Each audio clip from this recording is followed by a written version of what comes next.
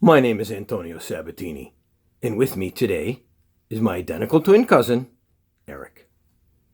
Last night, Eric and I dipped from our bag of stories and brought forth this one, The Adventures of Little Peachling. Many hundreds of years ago, there lived an honest old woodcutter and his wife. And one day, the woodcutter grabbed his billhook and went off into the woods to gather a bunch of sticks, while his wife went down to the river to do their laundry.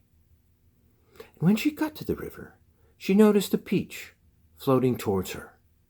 She reached it and grabbed it and thought, I will bring this home and give it to my husband.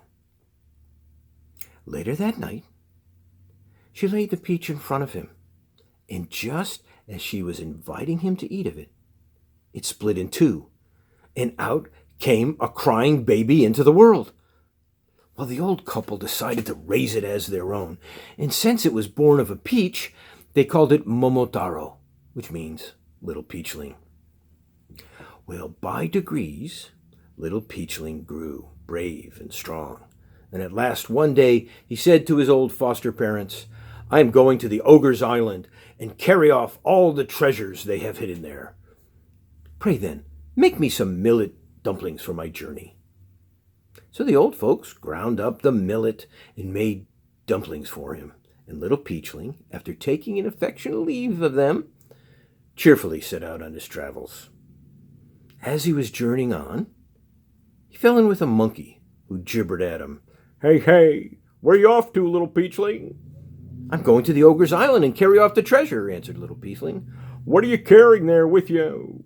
I'm carrying the very best dumplings in Japan. If you give me one, I'll go with you, said the monkey.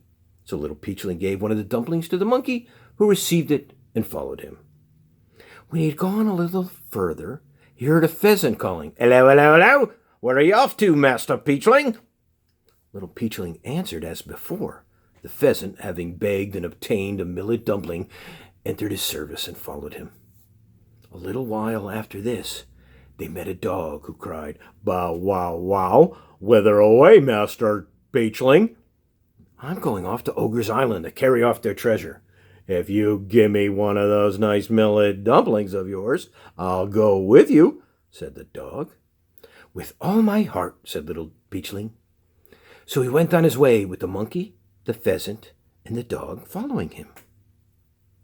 When they got to the ogre's island, the pheasant flew over the castle gate, and the monkey clambered up over the castle wall, while little Peachling, leading the dog, forced the gate and crashed into the castle.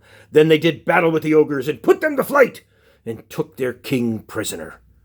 So all the ogres did homage to little Peachling and brought out their treasures which they had laid up.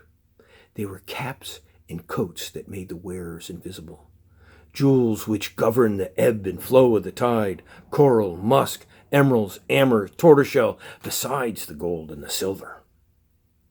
All these were laid before little Peachling by the conquered ogres.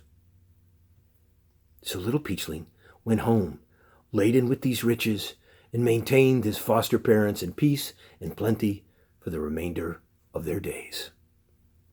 Thank you, God bless you, and good night.